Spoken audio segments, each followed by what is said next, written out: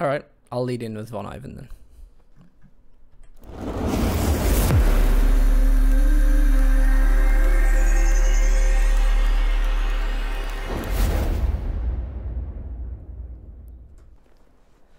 Hello everybody and welcome to our first game of the second week in 2018 King of the Hill Season 2. After an amazing first week, we came out with a reigning king, Von Ivan, who is currently playing the Soviets for you today from the northeast side of Lungrskaya.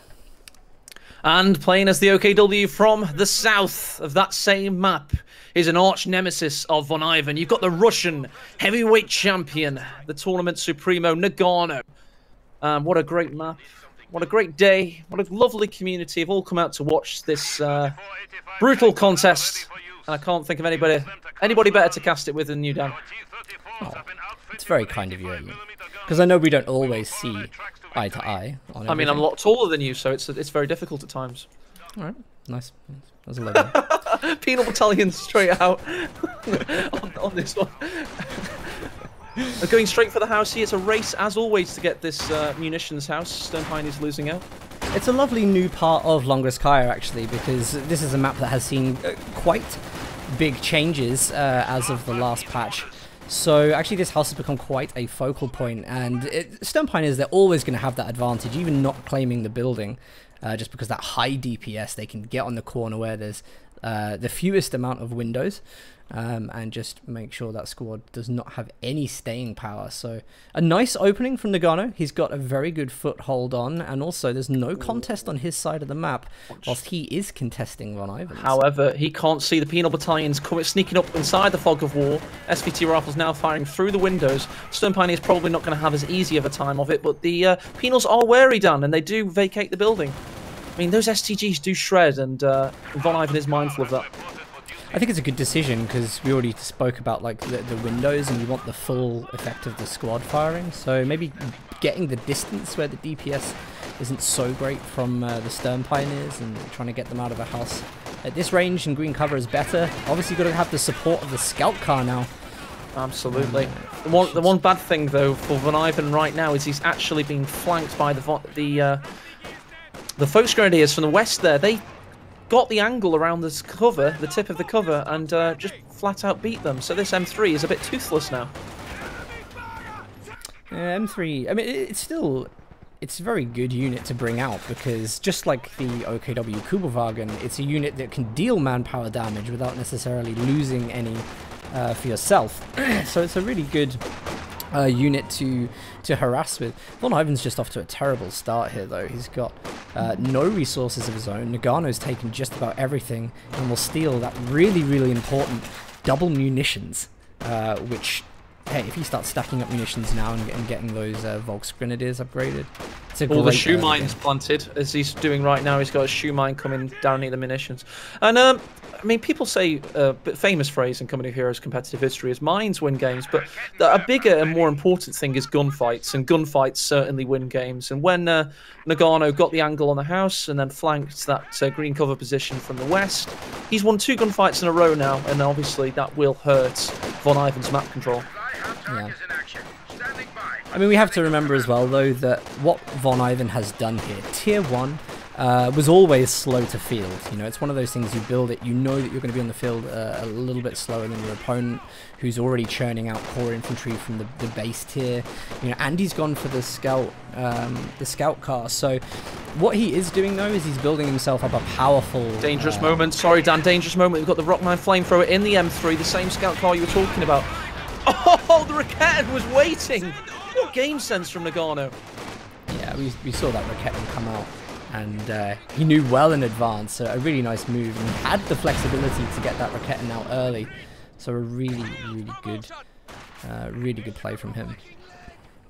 It's good from both players. I mean, as he got out of there, the M3, he's pushed the combat engineer forwards, Penal Battalion survives, and Von Ivan is still contesting. And you're absolutely right, Dan. Obviously, every time you field T1 first, it's going to set you back a little bit. Penal Battalions cost 60 manpower more than the conscripts, which are now, you know, a veritable powerhouse once more.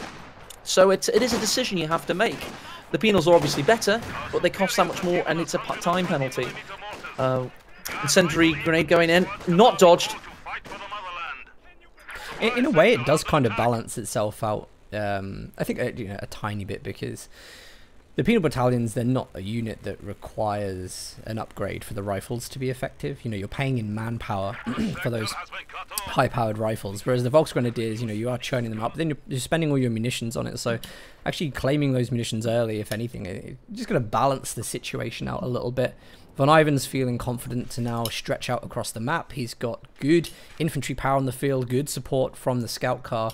Does have to be careful of those shoe mines you mentioned earlier, because that would be catastrophic actually if he does overextend and find himself. Oh, talking about overextending and finding something. Just found the Raketenwerfer again with the M3. Loses the vehicle. He only lost one model upon the destruction of the vehicle though, which is a lucky roll of the dice there. Stern Pioneers close the distance. I don't think the flamethrowers are going to last the duration though. No. Bit of a shame there. He has actually, during this time though, connected through the VP and the strategic decap outside of Noggano's base. Meaning that Noggano's, he's still getting his fuel from the right-hand side, and I think Von Ivan's actually just making a move to go and decap the other strategic point that further nullifies resources. So Von Ivan is playing aggressively, even though he doesn't necessarily have all the winning tools in the field yet. He's playing very aggressively and very well. Doesn't matter though, does it? I mean, the Lukes is about to come out. and and that's going to be absolutely catastrophic. It doesn't matter that he's got the cut-off now. It was all for nothing. Well, he has picked the Von Ivan commander, as you can see down here. Von Ivan chose his portrait to be on guard motor. He will have guards, which can at least, I think, hold the Lukes off whilst he comes up with a formula I think will be like a tier 3. Yeah. I mean, it's going to be a while, though, seemingly. I mean, the manpower of getting a god, if that is indeed how he decides to try and keep the Lukes at bay, is going to, of course, mean that tier 3 will be further delayed in terms of manpower, because it's costly to keep these elite units on the field. So strategically, one would say it's not looking too rosy for Von Ivan, but he is the master of chaos, Dan, and he is the bringer of destruction and unpredictability, so you can never count him out. Well, I don't want to bring the caster's curse on, but one of the best games that we saw last week, actually against Noggano, was that recovery by Love Nest right from the back foot, playing as Soviets. So we know from previous games that that a good comeback with a good build is certainly possible. Soviets are more than capable of delivering that. They are, especially with balance changes that have come about. But here comes the Panzer II. It's going to be an absolute terror. It's going to stay at distance, and it's already gotten its first 2 kills in its first salvo, and it's going to keep climbing and keep devastating, to be honest. Yeah, Von's already brought guards out in anticipation of this. So hopefully, I mean, he's making a sensible choice here. He doesn't want to keep his infantry, his frontline infantry at least, fighting against the Lukes. He doesn't want those without the PTRS support from the guards, so they are on the retreat right now.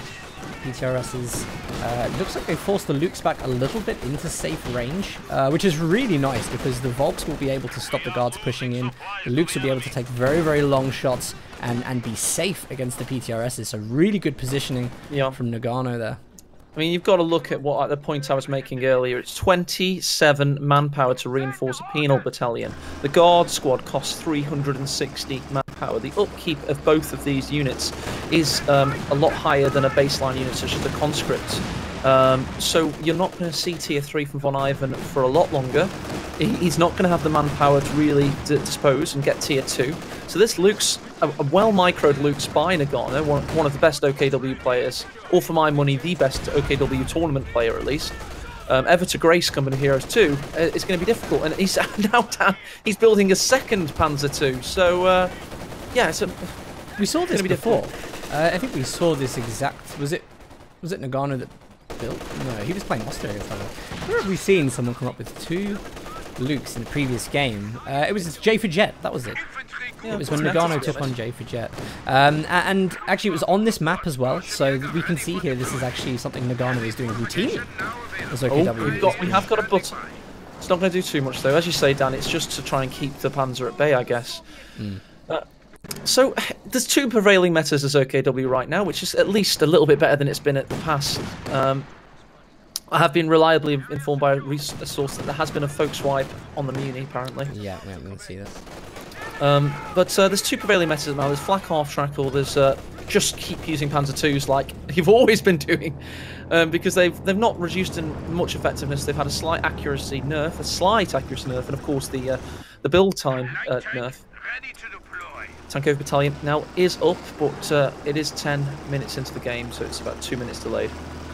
A lot of people cried about the build time of the Lukes being increased for OKW, and all that seems to be the result is that now people get more of them. Yes. So I mean, it's that to me is one of those classic examples of where people think that something is going to go one way instead of a completely adverse effect on the balance. I mean, not to toot our own horns, Dan, but at least we are admittedly quite ignorant of balance patch and their effect on meta, and we instead run tournaments and cast them to try and make our own opinions up based on actual experience. I don't take to forums anymore to discuss balance until I'm certain of something. I'm so wary of even pledging what I think is going to be the case, because you're so often wrong. We've got a Panzer II on a guard squad on retreat here. It has suffered some damage, and the STG Folks Grenadiers just denying penal battalions. Honestly, just such a very interesting choice from Von Ivan here. He's going to go for the T70 on the field right now, which I'm not sure how I feel about, actually, because maybe the Su-76 is a bit better when you have got the Raketen and 2 Lukes on the field. Don't know how you feel about that personally. The T70 has a lot of work to do. If it does get picked off by the Raketen and then pushed by the Lukes, I mean, the Lukes can penetrate and kill the T70 if they both come in flanking from the sides.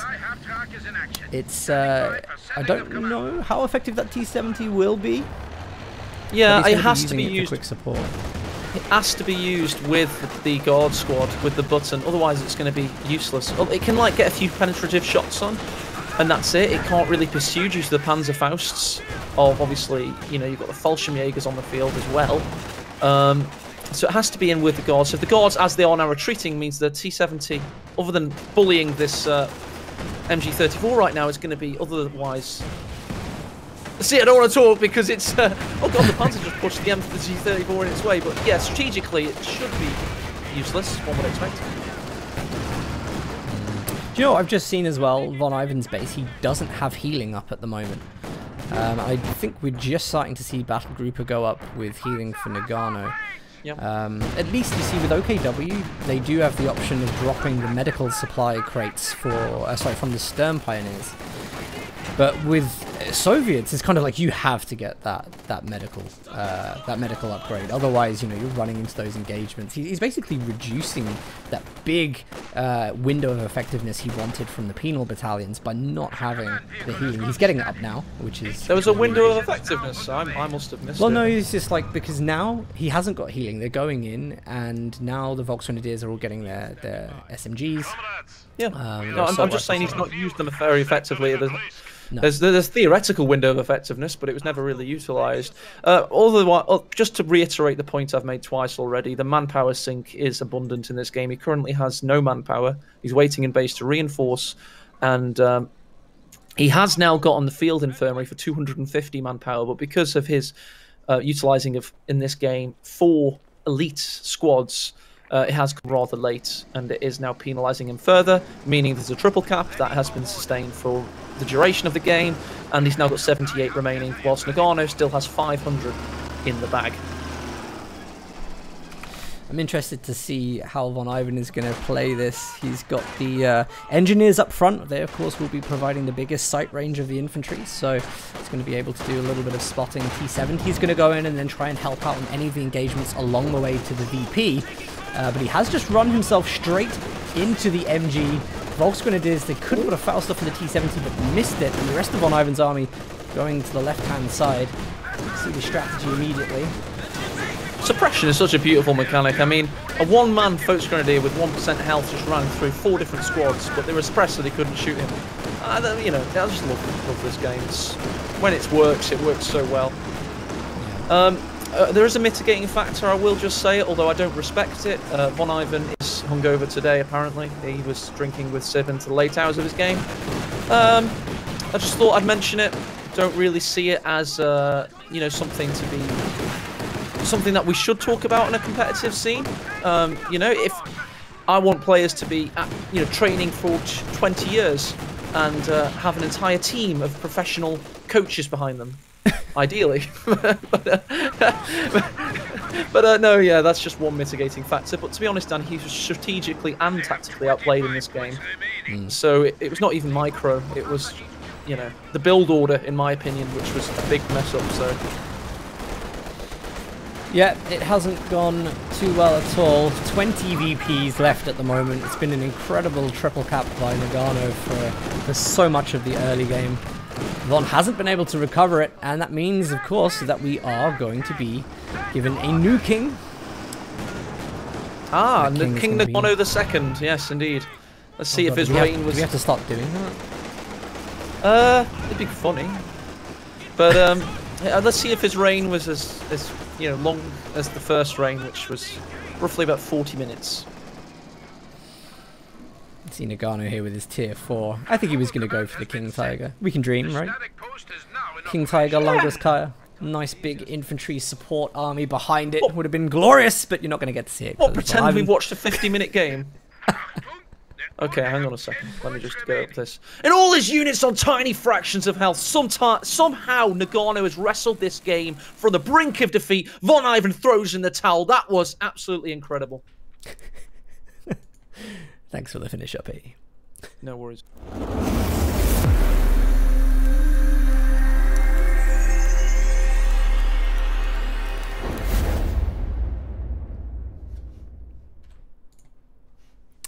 Alright, game 1 is over, and not a particularly long game, not quite the game that we wanted to open with either. Von Ivan, who did a really good job of beating Von Asten last week, struggled to deal with Noggano there. Noggano is the new king. We will have a lovely selection of players for you to choose from to take on Noggano, and I do this every week, but we have to absolutely nail this down. So a little bit of spiel from me here, AE. People who are watching right now, this tournament was designed to promote people to get better at 1v1, to give them an opportunity to play and get exposure. We have a huge sign-up of players who are putting in effort to get 1v1 ranks up, who want to be seen, who want to show you their strategy. So please, please, just consider that there might be someone you haven't seen or that hasn't played yet, that might want an opportunity. I'm just going to open the raffle whilst I'm doing this because I can see everyone's raffling. So please do consider that. Every week we're going to put somebody up who is our recommended player. Today it's Zarok, because Zarok has been there, ready to sign up, ready to play every week. We really kind of respect and appreciate that. So, you know, if you don't know who you're going to choose for, if there's not something you're specifically wanting to see, then give Zarok a chance to show himself here. Unless he says otherwise in chat that he's too afraid of Noggano, which is also fine. And maybe the case. Yeah, he's like, well, no, please, no, I'll take it back down. But we have to just say as well, because we said last week, of course, we are looking at ways to change the rules a little bit so that we can include more players, because we do see there are some people that have been around and haven't had a chance to play. It is starting to look better on the games played tally. But if we don't see it clear up, then, you know, we're going to start implementing things that kind of allow us a little bit more control. There will be changes. We will orchestrate everything. Yes, we've given, basically what Dan has said is we've given you a chance to vote for who we want to see play, and we're not getting the results we desire. No, it was a great week last week, in fairness. Yeah. So let's see who we've got to challenge Noggano right now. Absolutely. Well, I think everybody that wanted to raffle has raffled, so we'll go over and close that raffle. Redraw. It is the Kraken. The Kraken awakes. I want to get that. You know, what's his name? Liam Neeson playing as Zeus. in what was it called? You know, release the Kraken. You remember it? And then the no, huge you thing watch just some like terrible films. You've not seen like loads of classic films, have you? Like, you know. no, my pop culture is terrible. Honestly. But you would know. You have seen some really random films. Like, I've seen stuff that most people probably won't have seen, and then I haven't seen all the stuff. Because I'll tell you this, right, whilst we're waiting for this game to start. 1 second. Kraken says Zarok. Thank you very much, Kraken. Much appreciated. You're a very good person. Except Zarok probably doesn't feel that way about you right now. But let's give Zarok some credit. Zarok is a good player. So that game will be getting set up at the moment. Yeah, what I was going to say is I went on holiday a couple of months ago, and on the plane they had Pulp Fiction, and I thought, do you know what? I'll finally watch it. And I watched it, and then I realized that like so many things, other things that I'd watched, maybe The Simpsons, maybe everything made sense. I was like, this is where it all came from.